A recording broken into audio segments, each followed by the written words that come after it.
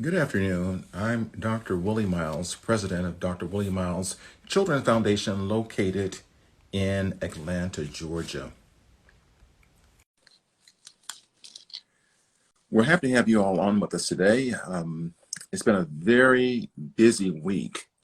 And as one of my co-hosts is signing on, Jackie, hey, how are you doing today? Good afternoon. Good evening, Dr. Miles. I'm doing well. Hey, that is great. That is great. You know, what is happening is that your video, I had to get you some lights, are coming across blurred. So it's probably the lighting. I got to Let's see. hear you and get you some ring lights. How's that? Hey, listen, how are things going in South Florida? Things are going well in South Florida. Of course, the struggle over schools and masks continues Mhm. with the Broward County School Board. But aside from that, things are going well. Excellent. You know, Jackie, we always jump in, start talking, and we forget to introduce ourselves. I've already introduced myself. Why don't you share with people who you are? I am Jacqueline Hampton Clemens, creator of Valley of the Giants curriculum, education professional, principal, you name it. But you're just wearing a lot of hats then, right?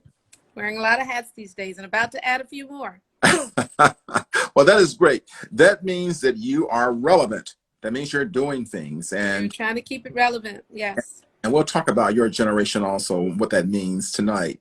You know, in Atlanta, it's just storming, raining all day. It's been raining all night last night. But Oh besides, my. we have the same politics that are going on here. Of course, we're going to elect a new mayor. Keisha Lance Bottoms has resigned, has said she's not going to run again. And of course, we have 4 or 5 hopefuls who will be debating this upcoming weekend. Of course, it is very relevant and very important to Atlanta that we choose a great mayor. You know, Atlanta's a major city, so that will be interesting and definitely important to put the right person in that seat. it's kind of amazing to me. I'm thinking that, as it is now October, and I'm saying Already. I almost want to start singing Jingle Bells right now. Might as well. So the We're stores, that close. yeah, the stores are putting up Christmas trees and all kinds of holiday things, and I'm saying, my goodness. They're out. I've seen them at Walgreens. The Yeah, holidays here. but listen, great things are happening, and our topic tonight is a very interesting topic. Indeed. And the topic was chosen because people are always saying, "What's wrong with this new generation?" And I said, "Well, we have quite a few new generations, so it's according to when you were born." And what's wrong with these children? They just keep their phones to their ears, and those are all signs that these are new generations. And I thought it'd be very interesting, Jackie, to talk about tonight. You know, generation what, and what does all this mean? Yeah, generational characteristics, Yeah, and how it's really impacting all of us. I mean, from home to work, we have more than ever before multiple generations living under one roof. right. We have multiple generations at work, which to some extent we've always had, but there's such a difference because of technology in the foundation of generations now that the gamut is wide. Well, yeah, what I thought to do tonight was actually to talk about the various generations, and we'll start doing some like little case studies, like, for instance, how does a baby boomer and those are grandparents now raising their grandchildren who are another generation, and they're scratching their head. Well, really, well, I wasn't going to pull their hair out, but they're losing hair, so they're pulling their hair out, saying, "How do I handle these children? What's wrong with them?" And tonight, I think we're going to do, Jack, tonight is talk about not what's wrong with them, but the generation they're in, and that if we don't become more flexible, we're going to find ourselves not just pulling our hair out, but pulling our eyes out and Right. failing to understand who we're dealing with. You know, Right. Our topic is a little different tonight, but I think it's so important to understand, sort of the belief structures and the foundations around the different generations. So I'm looking forward to this discussion. but I think setting the framework for this, you did good at that, because it has a lot to do with beliefs. It has a whole lot to do with the time and the period we were born, and has a whole lot to do with the values of that time. historically, we've tried to pass down these values and these beliefs and all these things to our children and our children, our children's children, right? Right. It ain't working. Right. And not just the values, Dr. Miles, the challenges of those times, the major issues and concerns of those times, Yeah. of what are we saying? Those foundational years, Right. probably that 15 to 25, maybe even that 10 to 20, because that's when these ideas are shaped. But yeah, as we were reviewing the data for not only data but the research for the show, we were taking a look at some issues, and we kind of like got the answers to some things. Yeah, I've learned a whole lot just doing the research on it. Right. Research. And Jackie, I hate to always bring this up, but in treating families, it really helps me out because many of the families thinking the children got a whole lot of issues when they're just really doing things in their generation. And Jackie, when we talk about doing things in their generation are really going to catapult us into the future. Absolutely. And that's why what you said earlier is so important. We have to be flexible. And I think we also really have to focus on being educated. We can't just complain about the differences. We need to understand what they are and why they are. Hey, Jackie, So, we have to do a better job of acknowledging our faithful folk. Hi, Virginia. Thanks for signing on. I see a TG Mars. She says, I'm raising my grandchildren. I'll be praying for you. Right. And then you can really jump in, TG, and just share what some of that is like. But, interesting to see, too, which generations, as we discuss them, please share with us which generations you have in your home. And Dr. Miles, maybe we should start out by defining, using the years, which is typically done, the different generations. Jack, the thing about it, as we were doing this right here, I know you were laughing and I was scratching my head saying, how in the heck are we going to do this for? Because there's just so much to talk about. Right. And I'm not sure if we're going to be able to cover it all in this one segment. But I found it to be very, very interesting. So let's try our hand at this now. Folks, Jackie and I are not pretending to have all this stuff in our head. So don't even try us now. I'm a baby boomer, so so let's do this. So we're looking at, from our research, and there's lots more, we're looking at about 5 generations. Right. Okay. And we're starting with the baby boomer generation. I don't know why my camera keeps going dark, but you're good. We're starting with the baby boomer generation. That is 1946. I'm a baby. And to 1964, and so am I, Dr. Miles, which is interesting. Oh.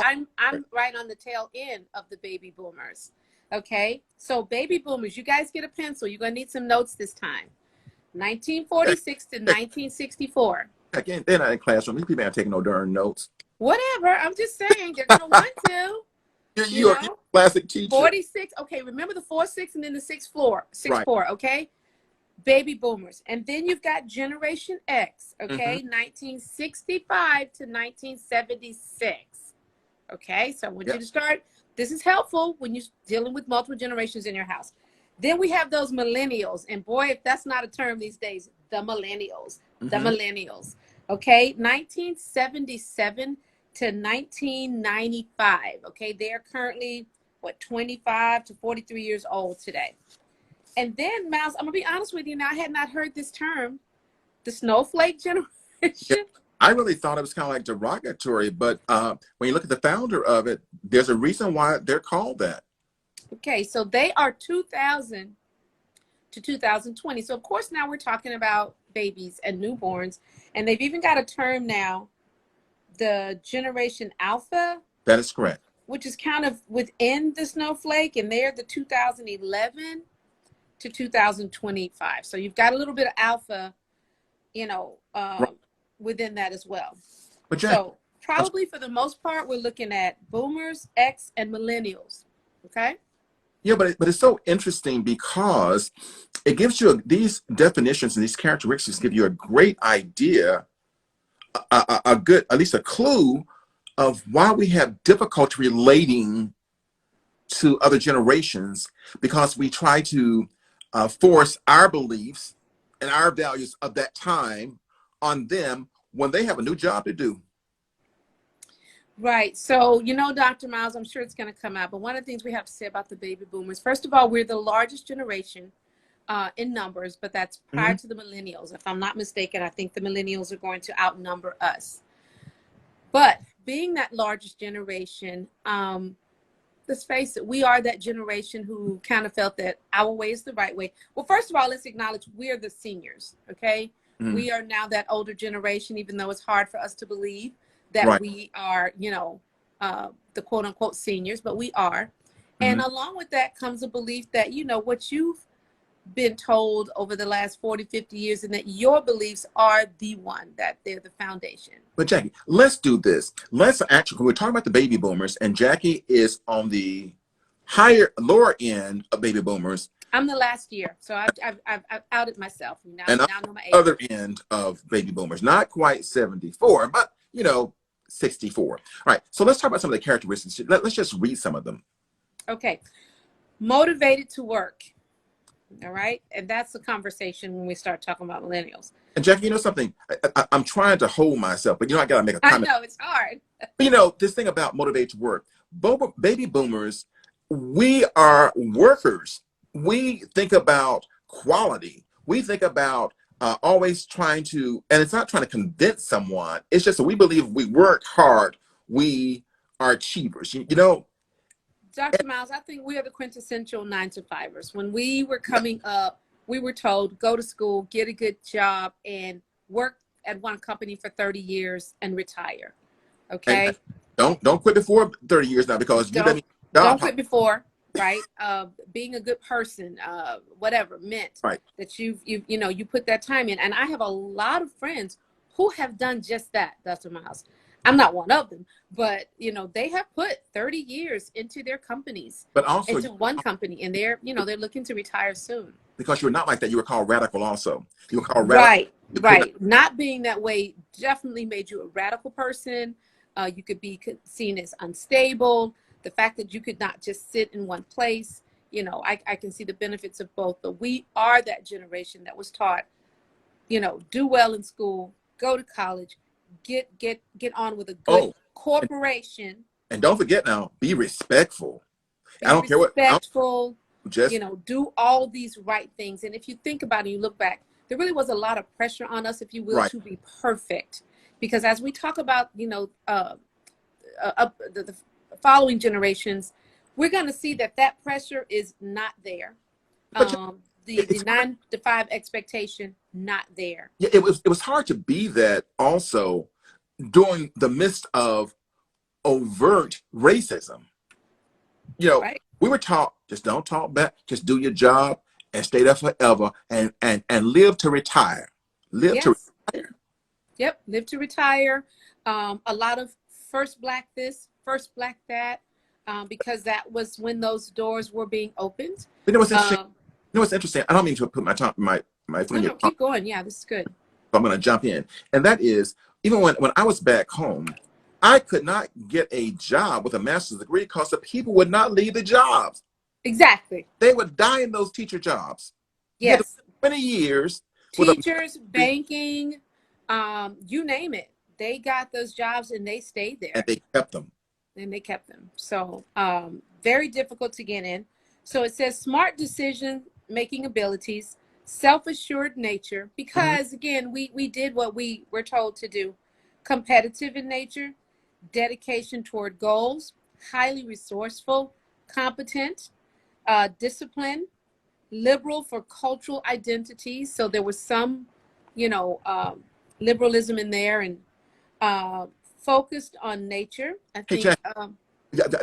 Again, those are quite a bit. I sort of like want to go over now and you're doing a great job into this parenting piece, and just talk about how those characteristics affect the parenting. And we noticed that baby boomers also, they were very patient, and they felt like they had something to pass on, and they are also the great storytellers. Yes. I always got. And I'll tell you something, Dr. Miles. I really think the baby boomers should have been split, because we know that those born from, I'd say 46, maybe to 56, were quite disciplinarians, very structured. Because remember, guys, this was in the middle and the heights of the civil rights movement. So, the idea of protecting your children and guiding them very sternly, not being in the wrong place at the wrong time. All of that was very much part of their experience. Yes. I can say that I came along as a beneficiary of a lot of that work, and attended integrated schools and things. But as parents, you're right, tolerant and liberal. Yeah, Jackie, what I want to do also as we're doing each of these, and that's what I'm thinking, we're probably going to run out of time just on the baby boomers. But what's happening is that as we're talking, I'm sort of like doing a cross-reference. And the cross-reference is the characteristics of the baby boomers. How are they as parents? Now, what I'm going to do now, Jackie, is throw the snowflakes in with the baby boomers, because many grandparents are raising their children. Okay, so we're talking about people born starting in 2000. So yes. if they were born in 2000, you're right, Dr. Miles, that takes us all the way up to 21 years old. But check yeah, those are the ones in the home. Check this out. The snowflakes are called that, ready? Because they're very sensitive. Right. Everything offends them. You said nothing or everything? Everything. And they're techno savvy, and they're probably the geniuses. So, Jackie, think about this for a second. So what we have is a grandparent who's a baby boomer raising a snowflake, and what they're saying, that child's so weak, he can't take nothing. Everything frustrates him. Can't tolerate criticism. Exaggerated sense of what is politically correct, right? So some hypersensitivity there that you've mentioned. It's curious that, this particular group have grown up in a particularly stable and secure environment with respect to their parents and grandparents, but instead of being confident and relaxed, they are often, as you said, somewhat afraid and not as investing, if you will, or exploratory as their grandparents. But Dr. Miles, my argument is that they haven't had to be. They haven't had to be, but also now we're not talking about just one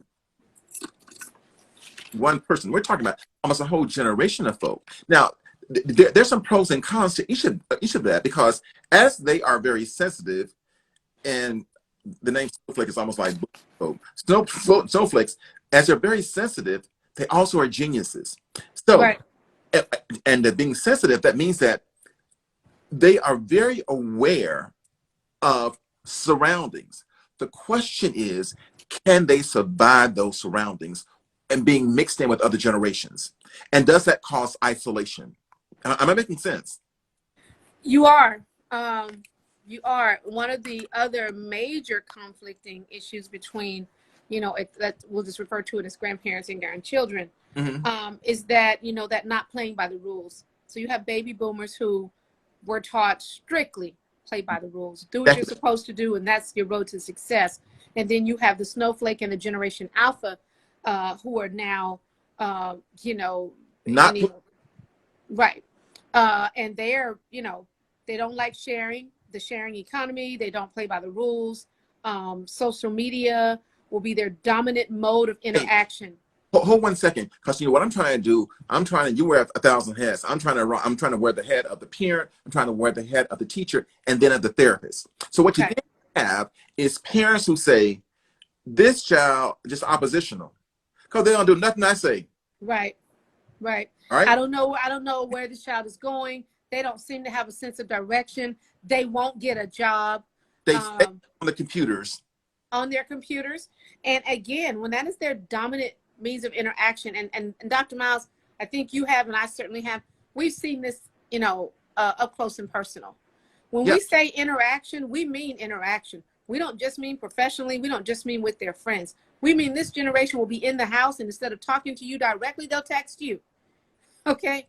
This is their primary means of interaction. So Jackie, what it means, so for the grandparent, ready? It doesn't require, because that child is moving us to the next generation and to the advanced world, for lack of better words. So versus saying, as baby boomers, you got to do it my way. You need to try to understand what those children are doing, and then you're going to support them in that. For instance, learn how to text and don't take it personal. Well, and that's the issue, though.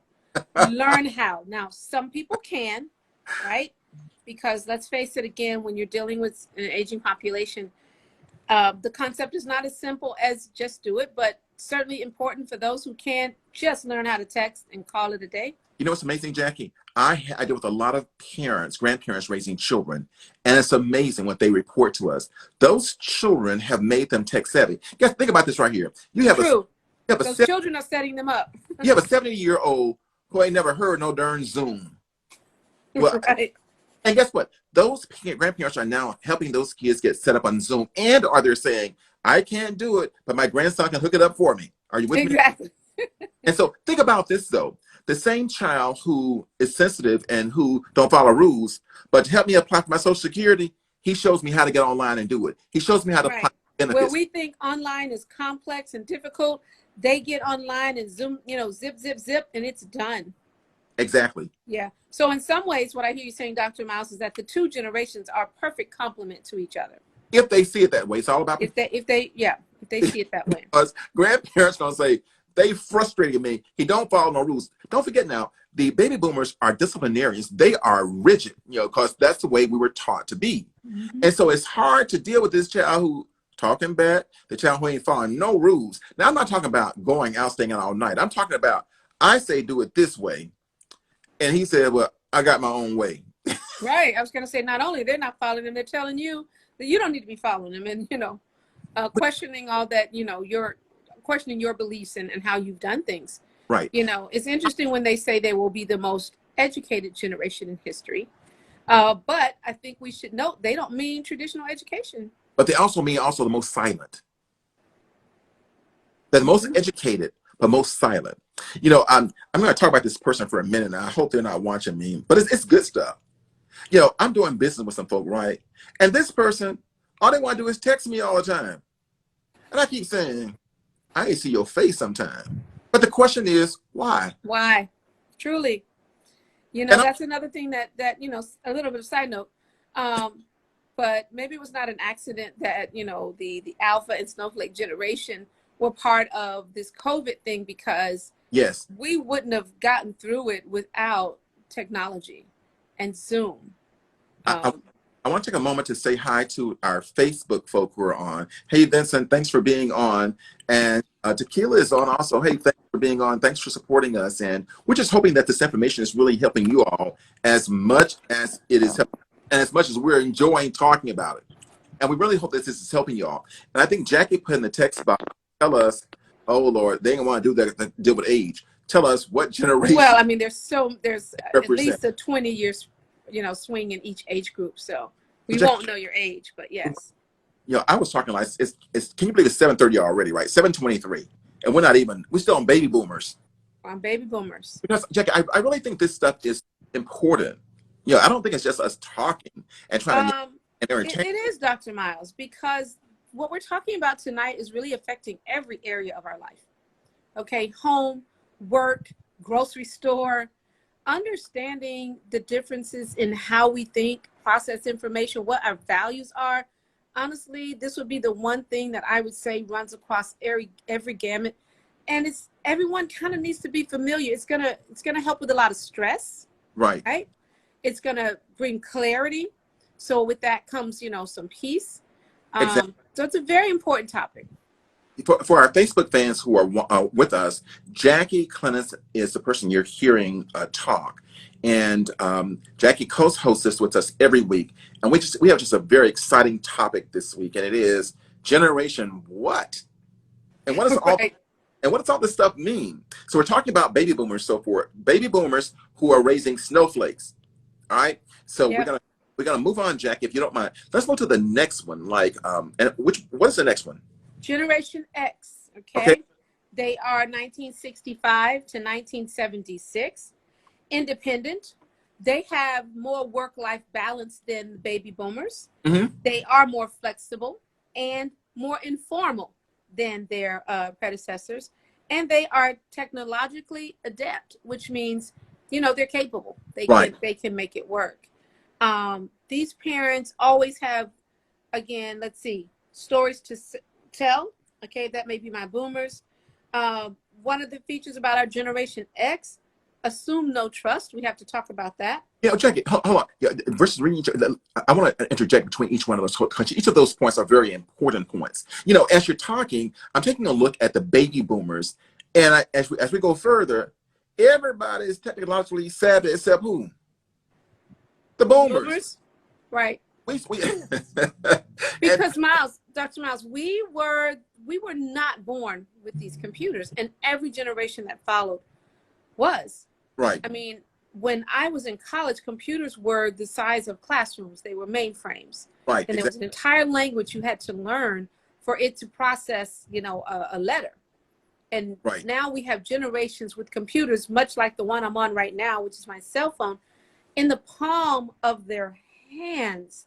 I mean, you know, even in my lifetime, right. that is huge transformation. But also, they were considered to have computers considered a luxury item. Now it's considered a necessity. We have to do that. From luxury to necessity, yes. Yeah, who was it that said that it's not not having access to the information, it's who gets it first.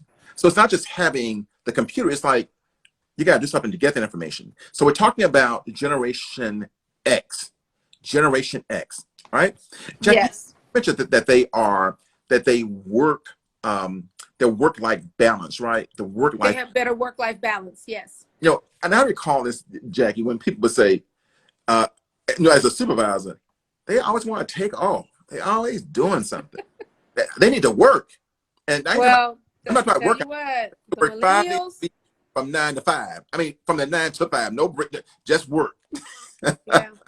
Yeah, I think that's when it started to slip, honestly, you know, from what we were told in those strict 9 to 5 mentalities. The Generation Xers started to say, hey, you know what, I'm going to do that, but I'm not giving my life to the job. And they just started to approach it with a little bit more work-life balance. So as we began to talk about the work life, we're talking about working. And what if you had a supervisor who is a boomer and you are anything else? Right. So you see the conflict. And so, folks, as you're out there working, if you're out there working, start taking a look at what generation is your supervisor in, because it'll help you better understand them and not be so frustrated and leave a job so quick. I'm not saying stay there 30 years, but I'm simply saying you may stay there longer. Right. I remember at the beginning of my professional work career, Dr. Miles, the concept of productivity came up. Yes. And it wasn't so much, are you sitting there 9 to 5, which you could very well do and not be productive, but it was based on productivity. And so, you know, those were the early conversations to now what we have is alternative work schedules. Exactly. Like, you know, maybe you work 10 to 4 versus, you know, 8 to 2 or something like that. And starting to give employees flexibility over those sort of things. So that Generation X, you know, they were there. That was part of their experiences going into the workforce. And so they have a better work-life balance. They are also more flexible and informal in that process. And truth be told, Dr. Miles, a lot of us baby boomers still have a hard time adjusting to this informality. We have a very hard time dealing with it. Right. Because I'm still thinking, Becky, hold up. I'm still thinking that you put jeans on going to work, I got a real problem with you. Yeah, we're that generation. Like, you do not wear casual clothes to work. Right. And of course, with that informality came, it started with, what do you call it? Casual Fridays. Right, exactly. What was a big thing. And even casual Fridays, there is such a thing as what we call business casual. Right. Business casual for us did not include jeans. I'm telling you. So the generation you're born in is going to dictate really how you think and how you move. It's going to dictate also how you parent. And so we got to be very careful with this thing versus saying, the old way worked. And I'm not saying it didn't, but guess what? If you think the old way worked, why are you still laying on a horse and carriage? Right. And the old way worked then. Doesn't mean the old way will work now, because the world has changed and the world will continue to change. Yeah, as we talk about this, I think it's also important that we stop putting younger generations down, because be it not for them, our advancement wouldn't take place. Mm-hmm. Mm-hmm. Be it and that again goes to our medical and a whole lot of other areas where that advancement you know, we see the benefit of those advancements. So I totally agree with you. Yeah, And that goes to the fact that with technology came the ability to offer data and standards. And so this Generation X is also very comfortable with that. you know, one thing I thought was real interesting is that the Generation X group also, ready, they assume no trust. Mhm. They assume no trust. They don't assume that you trust them and they trust you. Right. Right. Where with boomers, we kind of like give everybody the benefit of the doubt. And we lean heavily on the concept of integrity Right. and character, and, you know, do the right thing. I mean, the boomers were all taught, and I'm going to take some liberties here, the golden rule, right? They don't teach the golden rule in school anymore. But think about this also. The Xers also believed in personal accountability, whereas the boomers believed in the teamwork. Right. Hmm.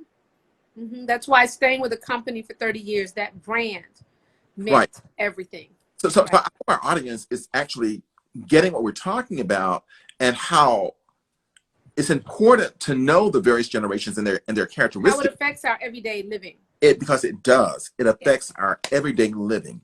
Mm-hmm. All right. Let's keep rolling because we're doing good with time though. It's half the hour. Let's go. Okay.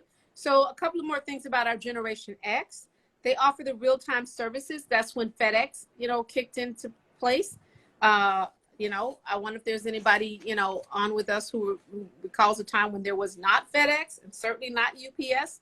I can tell you when I was a little girl growing up in Mississippi on Main Street, there were no FedEx or UPS trucks running down that street dropping off anything.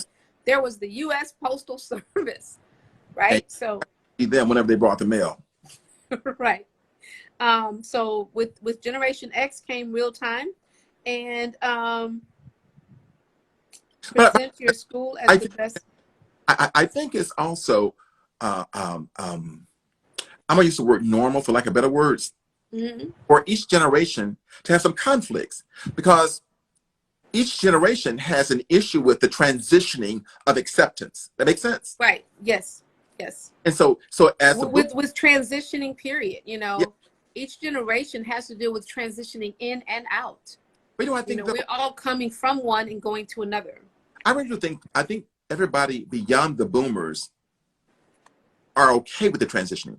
And part of the reason I'm talking about, I'm Jack on the other end, the 64-year-old end, we're stuck because we know what equality wasn't like. We went through that stage of racism. And I'm not saying it doesn't exist now, but I'm saying went through the civil rights movement. So when we got to a certain point, we valued the struggle.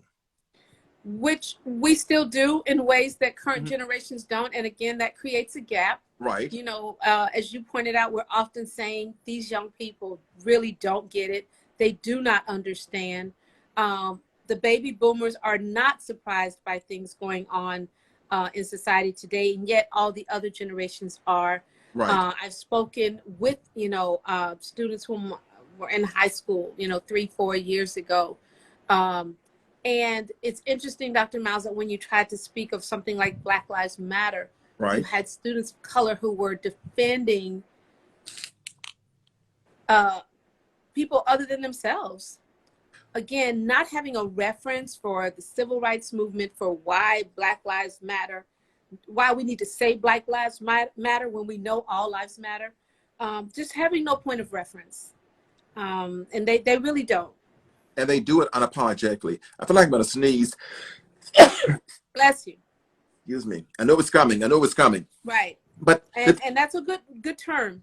Unapologetically. yeah, unapologetically. And they have no qualm about saying what they believe. Right. And of course that generates conversations about what is relevant. Is it important? Does it matter? And then when I mentioned I'm going to be wearing some other hats, that's part of it. Just starting to have those conversations about what really does matter for us, because, you know, where do we evolve from here? But so that's our Generation X, right? So far we dealt with the first generation, which was the baby boomers, Mm-hmm. Generation X. Now where are we headed now? We're now headed to what is the largest growing and maybe now the largest group, and that is the Millennials, 1977 to 1995.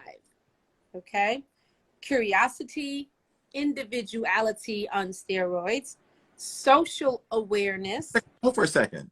I want go back to that one. You said individuality on steroids. What does that mean?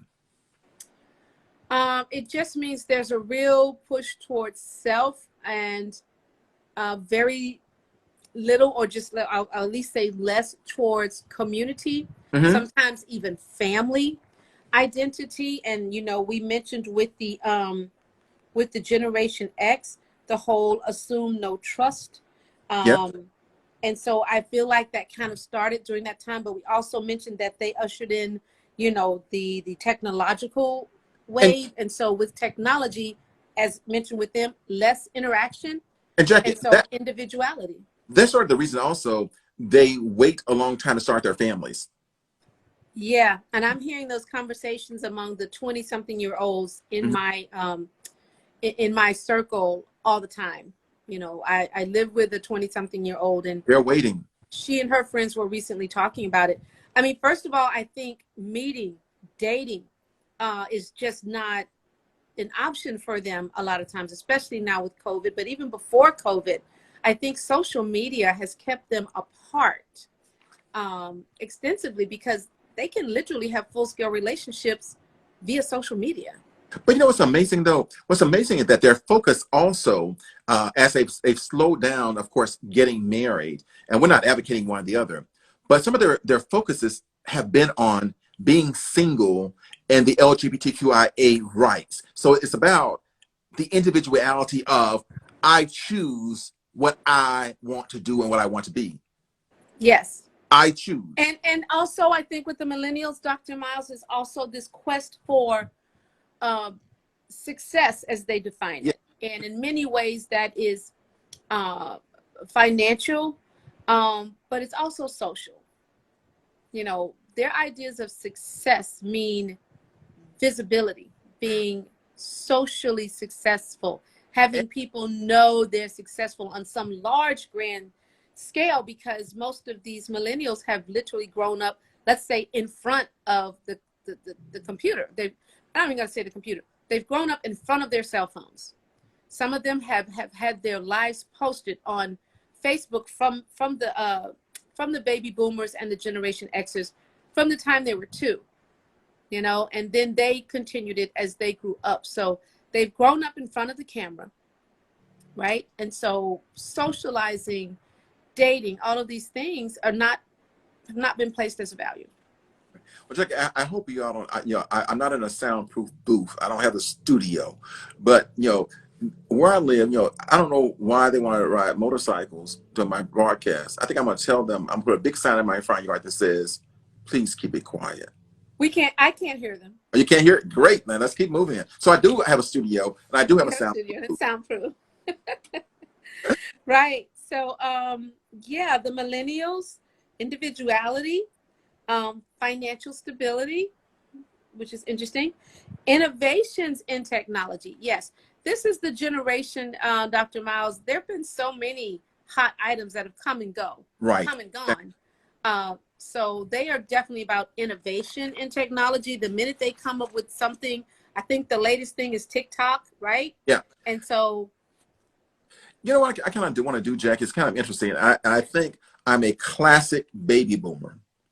And if I had to rename what we're doing tonight, it wouldn't be Generation What? It would be Baby Boomers, Get Ready for Change. No, it would be Baby Boomers, your cheese has moved. It has moved. Your cheese has moved, baby. Somebody moved your cheese, okay? It's not where it used to be. Don't stay back there talking about this is what we used to do in our jobs, and you got to have this integrity. You got to wear those business suits. They don't have it. All that. And our world has changed. You're going to frustrate yourself. I deal with that every day. It's kind of amazing. But I find myself as a boomer. Which we're talking about all these other generations, right? But I'm stuck there, right? I'm we're all stuck in that generation of, I'm going to use your term, normalcy. What is normal for us? Right, And exactly. it's difficult to come out of that. You can be aware. You can be open to learning new tricks. You can be open to different generations, which I think, again, is a real service of what we're discussing tonight, that it opens your mind to accepting different ways of thinking. You're absolutely right, because I find it enlightening to be around the other generations. I am learning so much. Hey, let me give an example. I'm not a techno person, but I am now. Right. Like to doing the flyers. I'm talking about knowing the platforms. And Jackie, you gotta know this stuff, because guess what? When you talk about advertising, it ain't about talking about no billboards and stuff. Oh, no. So it's social media. Of course. Yeah. So even the churches now have finally gotten it, because COVID made them. They can get more members now because they're virtual and through social media. Across the globe. And some of these things are never going back to what they're not going back. And it wouldn't make sense for them to go back to what they used to be. Because social media is cheap. Building a $1 million building, I can get a whole lot of social media with that. Right. It's about access. And access is virtual. Okay? It's online. Let me just make this is a joke. So boomers, y'all can still make potato pies and try to sell them, but you better know how to use social media to sell them. Right, to market them, right. That's a good analogy. You can keep making them, but you better use social media to market them. And Jackie, am I correct that millennials really use social media a lot? Even starting with the Generation Xers, it's their primary means of communication, of connectivity. And what that means, Dr. Miles, is that for us, we think of it. For them, it is just a natural It's thought. a norm. It is a norm. It is the first thought. They would actually struggle to think of any other way. I'm not sure we're going to get to it tonight, but I think you and I had a conversation before. We talked about why these kids always got the phone to their ear. And you said, because they were born with them. Exactly. They were born that way. And Dr. Miles, I said all the time, I challenge anyone, when you are outside of your home, look around. If you're around children, they're 2-year-olds with phones in their hands. 2-year-olds, I see it every day, and they're flipping through it, and they're figuring it out, and they're getting what they want out of that phone. So if that is your base, literally, right, and this could be a downside. There's going to be some things in the physical world that you simply never have the opportunity to be curious about, to wonder about, let alone explore, because your world is virtual. Think about this, Jackie, also, that anything I want to know and any answer I need, all I got to do is put it in my browser and I'm going to find the answer. Yeah, one word has replaced the word dictionary. What's that word, Dr. Miles? Internet. Yep, Google. Google. Well, I was close. See, boomers say internet. Probably still on the internet. That's true, Dr. Miles. That is very true. You can still say internet. You're the internet. It's Google. It's a wonder y'all not saying the World Wide Web. Now, see, there's a lot of people here who don't even know what the World Wide Web is. That www is what we came up on. So, yes, internet. But yes, Google. Google is a new word for dictionary. I think that's a good point, though. Also, the language changes. Yes. The language changes. Yes, tremendously. Tremendously, Dr. Miles. You got me laughing and crying. You want? I said what? Internet. Internet. But it's true to what we're discussing tonight. Boomer's response. Now, I'm going to hit a joke. Someone told me, said, Dr. Miles, Google it. I said, well, where is it? I said, where is it? Google it. Yeah. Okay, now you're telling your age, Dr. Ain't no shame in my game. Hello. That's why I surround myself with young people. You know, it's funny, and hopefully he doesn't mind me sharing this. My husband will still make reference on occasion to 411. I'm like, what? Does it still exist? And I think it does. And I think they charge you like $3 or $4 if you try to use it. But again, generationally. Generationally. Right. We've covered 3, right? We're on to the millennials. Yep. Okay, I want to mention a couple of other things about the millennials because I think it's very important, and it affects, again, many aspects of our lives, and that is unique names are the Yes. norm. Yes. Okay, unique names came through that generation, and the an abundance of parenting advice. Because I think by this time, you know, the rift, the distance between But you know what the I mean? parenting and the children You know what it was means? So vast. they actually seek out the advice. Mm-hmm. And so to them, they don't have any validity for themselves that says, I know this stuff. Right. So once you seek out the experts and say, well, what did Dr. So-and-so say about it? What did this person say about it? So they really value that. I also think they find life prior to, you know, the normalcy of technology interesting, and they're like, well, what did it used to be like? And they're curious enough to say, how did you X, how did you Y?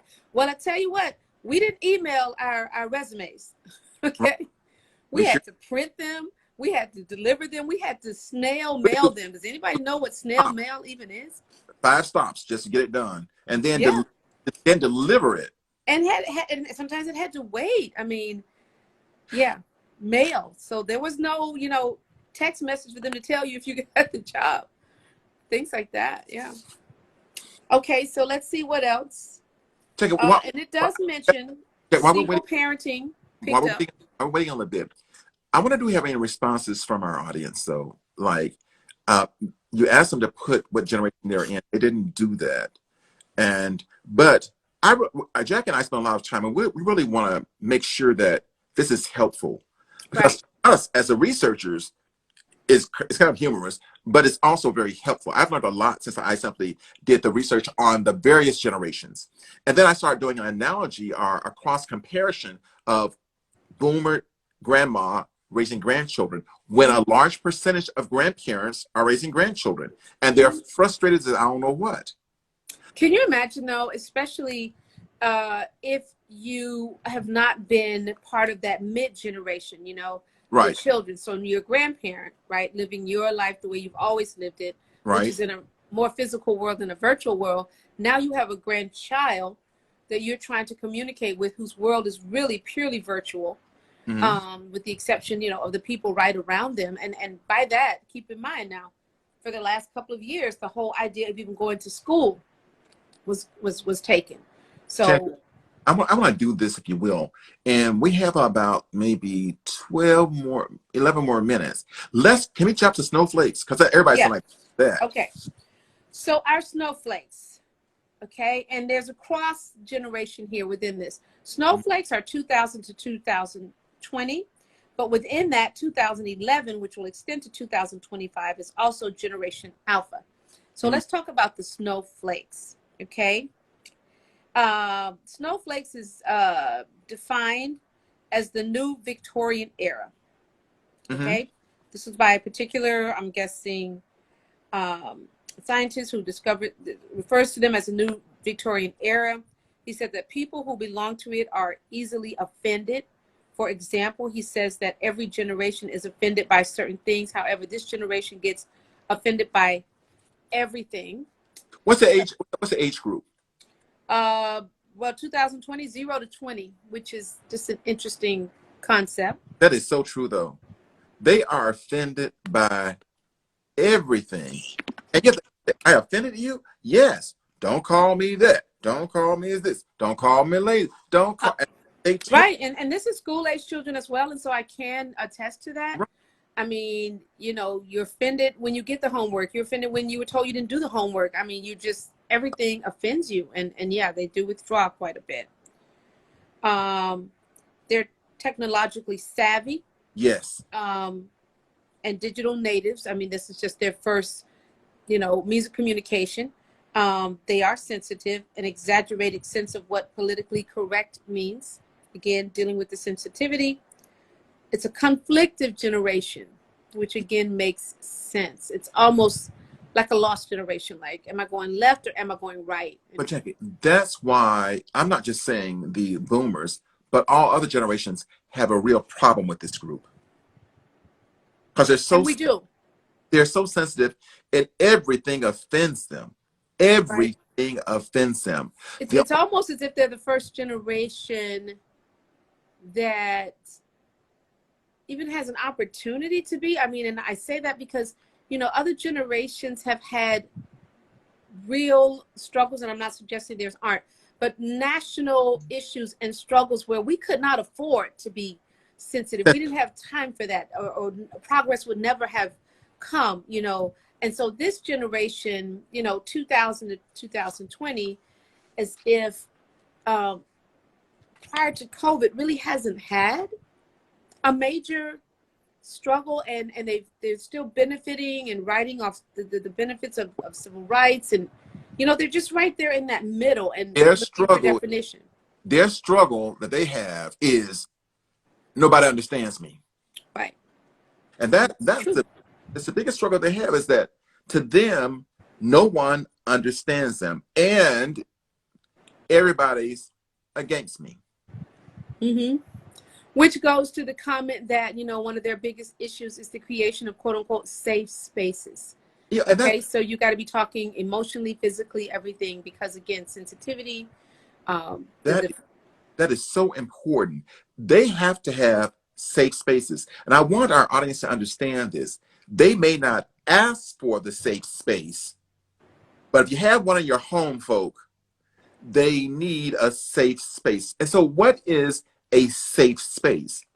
A safe space is a place where that person can just be who they are without being ostracized, and you most certainly cannot criticize them. Or in some settings, Dr. Miles, you can't even compliment them. That's true. You know, they simply need this space that is unencumbered and doesn't have definition. Think about this, though. Think about that age group and the crime rate. Because they're so sensitive, everything offends, and you throw guns into that, which means I defend myself from everything somebody says. Somebody step on my shoe, somebody look at me wrong, I'm ready to shoot them. You know, your mama used to be a joke. Some of the biggest comedy on the planet. But literally today, and I had a conversation at my school today with that term, and how that generation is responding to it. And you're right, it's not good. And Jackie, with a lot of sensitivity. I'm sorry, let's get to the last one because we are running out of time.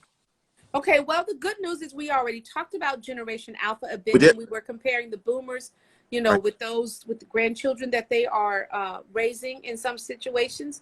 So that there will be that they're the most educated generation we will have, and that's not just because they're going to school more, but it's because they have access to so many educational resources. But Jackie, I think what I want to do is I want to accentuate this by saying that again, that this part is that, and correct me if I'm incorrect, that the which one? The snowflakes and the Generation Alpha and some of the millennials are born with technology in the crib with them. Okay, I wouldn't put some there. I would say all of them. Yeah. Yeah, they are born. Yeah, I don't know of a situation, and of course, maybe somewhere in some rural and remote areas, but honestly, Dr. Miles, long before they're born, you know, we talked about, you know, infants listening to music in the wombs, and so they're using all kind of things, headphones on you know, bellies, and literally they're exposed to technology, ultrasounds and sonograms and things that we're getting where we see them before they even get here. And now they take those pictures the same way we take pictures after they're born. So it's important that all of us, be more sensitive to generations and not try to force our beliefs on anyone else, but attempt to integrate them, so we can coexist. I mean, as always, knowledge is power, and power can bring you, you know, this sort can bring you peace. It's understanding. It's just very important to understand. All right, so Jackie, I'm going to say at this point, we are about to wrap up.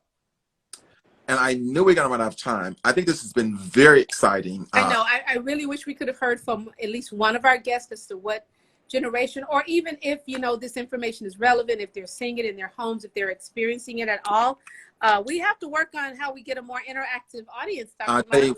they text me after we sign off. No, go ahead and comment now, So again, because we are curious, but right. we'll take the information any way we can get it.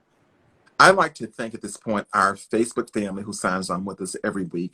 And most certainly, I'd like to thank our Instagram family that signs on with us. Just for FYI, I do a special program now. It's called Miles Just Talking. So if you all have not tuned into that, we're on TikTok, we're on Facebook, IG, and Twitter with all of our programs. Like for instance, Miles Children. This program is on IG. It's no, it's not shown on TikTok, but we do have our Facebook channel now, which has the videos up there. So we invite y'all to share the word and share with other people that we're on every week, trying to make sure that we're helping our community be a better community by and helping our parents to be better parents. Exactly. So that our children can be better. Jackie, it's always wonderful having you here every week from South Florida. Again, thank you for just always being here for us. I want to thank the audience for participating with us. Our logistics people say, Dr. Miles, you need to shorten these videos because people are not going to stay on with you for an hour. I'm going to tell him that they do. Absolutely, I do, and enjoy it every week, Dr. Miles. The time goes so quickly. All right. So next week, I think I'll bring a Christmas tree. What do you think? I think it's a great idea. I'm not doing that. All right, folks. Hey, we love you. Have a great evening. Good night, everyone. Thank you for joining us.